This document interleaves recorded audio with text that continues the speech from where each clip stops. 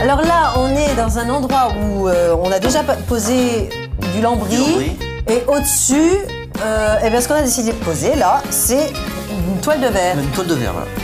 D'accord. Qu'est-ce que tu es en train de faire là? Donc là, je suis en train de reboucher les trous du mur. Parce qu'en fait, il faut quand même si la toile de verre a pour particularité de masquer les imperfections du mur, il faut quand même reboucher les gros trous.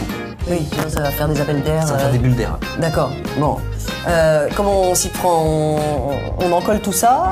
Donc en fait, quand j'aurai fini de boucher les trous, après on va pouvoir se mettre à recoller le mur et à couper notre toile de verre à la dimension du mur. Ok.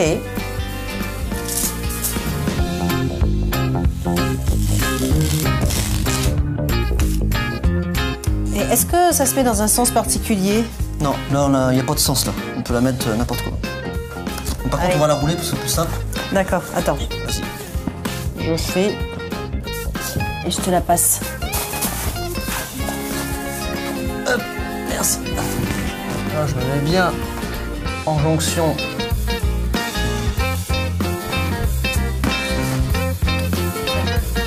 Alors ça s'appelle... je sais plus. Là, il faut bien que je serre la toile de verre vers les extérieurs pour enlever toutes les bulles d'air.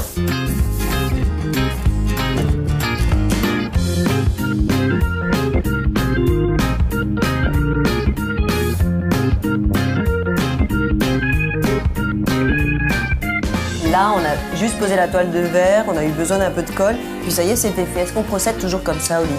Non. Là, en fait, le support était en ciment, donc on a pu en coller directement le mur. Si ça avait été un support en plâtre, il aurait fallu mettre une sous-couche pour que la colle puisse adhérer au support. Donc là, il nous reste plus qu'à mettre un coup de peinture et puis... Voilà. Alors, j'ai justement rapporté un pot de peinture bleu canard. On la pose? Non, on va attendre 24 heures avant de passer la première couche de peinture. Alors Olivier, est-ce que cette colle a bien séché? Bah oui, parfaitement. Ouais, voilà, la toile de verre est bien collée là, et la colle est bien sèche. Donc maintenant, on peut passer à la peinture. Voilà.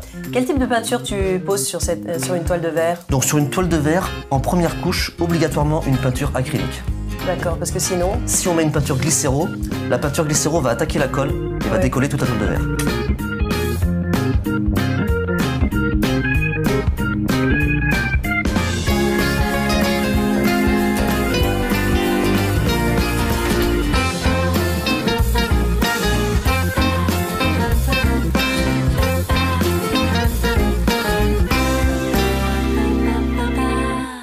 Alors ça y est, Olivier, on a un mur magnifique, fini.